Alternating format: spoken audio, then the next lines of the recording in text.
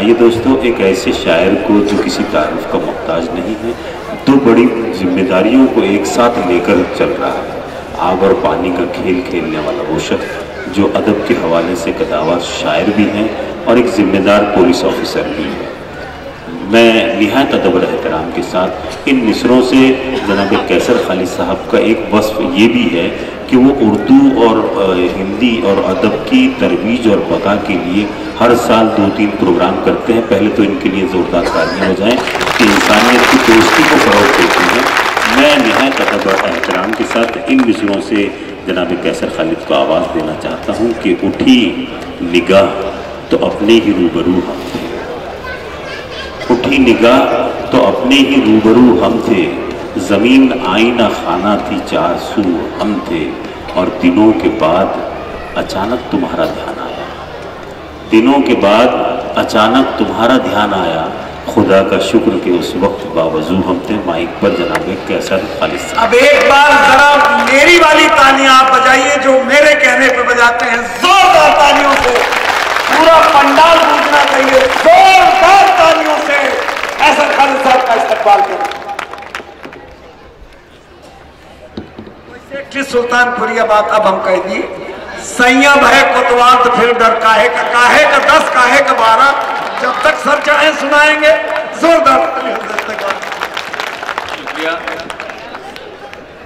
بھائیو، ساگر بھائی سے بہت ساری چیزیں سیکھنے والی ہیں۔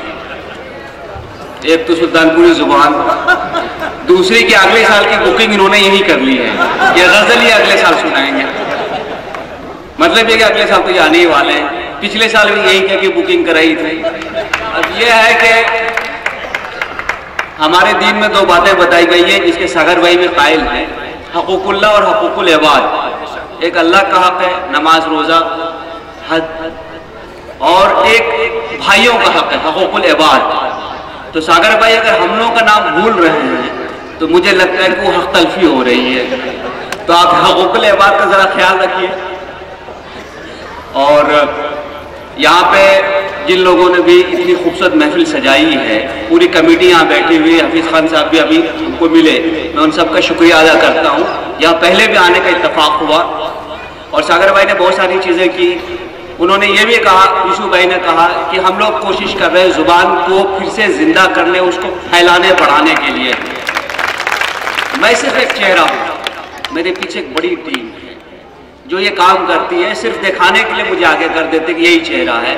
ہمارے بھائی رنجیت چوہان جو کہ جشن ادب ہماری دوسری تنظیم ہے دلی میں، اس کے سیکریٹری ہیں اور اس کا سارا کام کرتے ہیں۔ بھائی عطر شکل یہاں موجود ہیں، اور تمام یوسف بھائی کی بھی بڑی مدد رہی ہے۔ پاسبان ادب کا بھی ذکر کریے گا۔ اور ہماری ایک تنظیم اور بھی ہے پاسبان ادب، قیصر صاحب کا یہ پریاس، جس کے حوالے سے ہم میں سے بہت سارے لوگ آئے ہوں گے۔ ابھی صابری برادران کا ہم نے ایک قوالی کا اور اردو شاعری کا پروگرام رکھا تھا وائی بی چوہان میں۔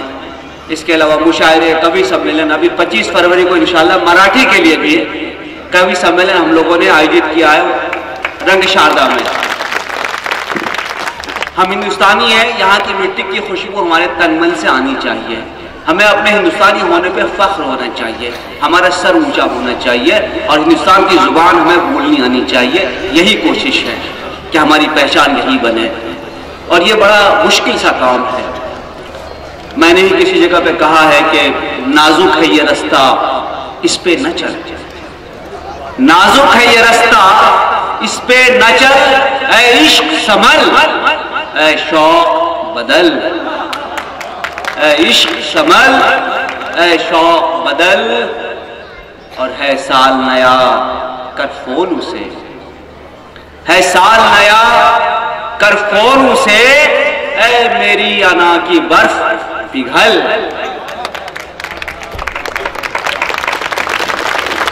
شکریہ بھائی، مہربانی۔ اے میری انا کی برف پگھل۔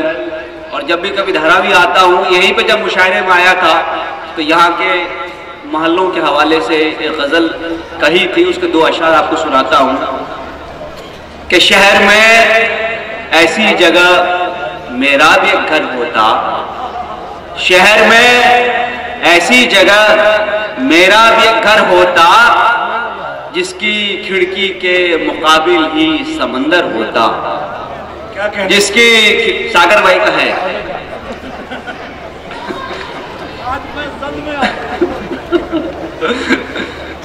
شہر میں ایسی جگہ میرا بھی ایک گھر ہوتا، جس کی کھڑکی کے مقابل ہی سمندر ہوتا۔ اور یہ چلیے جن کا بھی گھر نہیں مالا لے کے آ جائیے۔ اور یہ خواہش اگر پوری ہو جائے تو خالی گھر میں آدمی کیسے رہے گا؟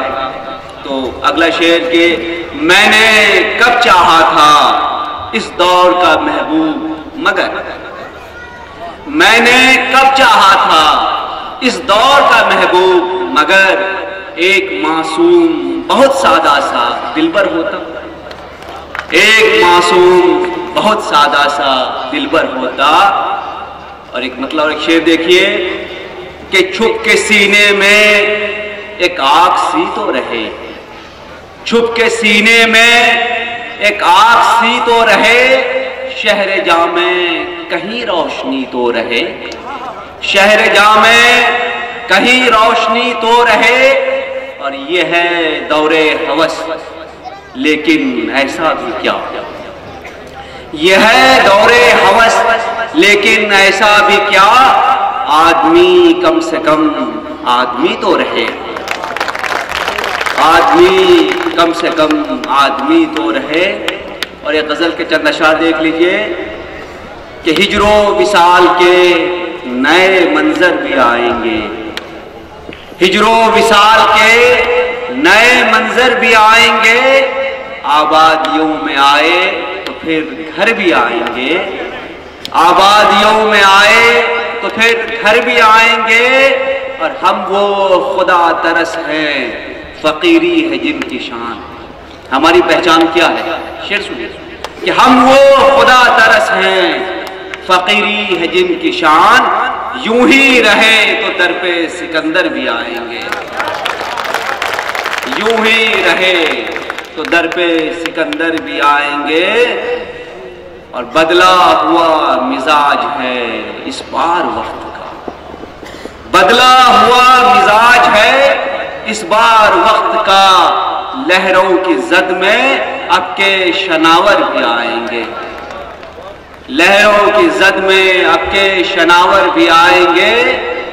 اور باتوں سے پھول جھڑتے تھے لیکن خبر نہ تھی، باتوں سے پھول جھڑتے تھے لیکن خبر نہ تھی، ایک دن لبوں سے ان کے ہی نشتر بھی آئیں گے، ایک دن لبوں سے ان کے ہی نشتر بھی آئیں گے۔ اور ڈھاؤ گے تم جو محور افکار کو تو پھر، شعر دیکھیے ساگر بھائی کہ ڈھاؤ گے تم جو محور افکار کو تو پھر، یہ جان لو کہ غیب سے لشکر بھی واہ واہ واہ واہ، سر یہ شعر پھر سے ہو جائے۔ ڈھاؤ گے تم جو محور افکار تو پھر، یہ جان لو کہ غیب سے لشکر بھی آئیں گے۔ شکریہ شکریہ۔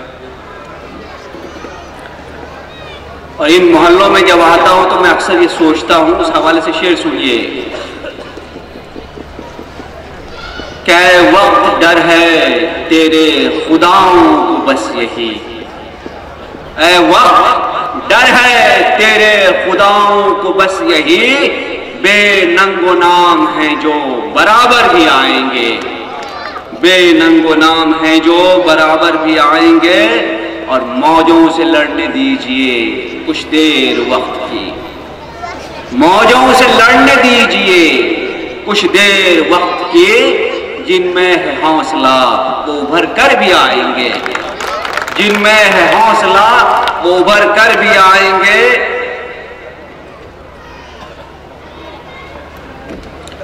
جب جب بڑھے گی ظلمت غارت گرے یقین، جب جب بڑھے گی ظلمت غارت گرے یقین، آواز حق کٹنے نئے سر بھی آئیں گے. آواز حق کٹنے نئے سر بھی آئیں گے. اور محرومیاں کہیں تو کہیں پر نوازشیں، محرومیاں کہیں تو کہیں پر نوازشیں. کیا یہ سوال برسر محشر بھی آئیں گے؟ کیا یہ سوال برسر محشر بھی آئیں گے؟ اور شعر سنیے کہ آئے ہو شہر زر کی چکا چوند میں مگر، آئے ہو شہر زر کی چکا چوند میں مگر، محلوں کے ساتھ راہ میں بے گھر بھی آئیں گے. محلوں کے ساتھ آئے ہو شہر زر کی چکا چوند میں مگر، محلوں کے ساتھ راہ میں بے گھر بھی آئیں گے. اور اس غزل کا آخری شعر جو میرا پیغام بھی ہے، کیا بات ہے، کہ مایوس ہو کے جہد مسلسل نہ چھوڑنا. مایوس ہو کے جہد مسلسل نہ چھوڑنا، زخموں کے بعد ہاتھوں میں گوہر بھی آئیں گے. کیا بات، زخموں کے بعد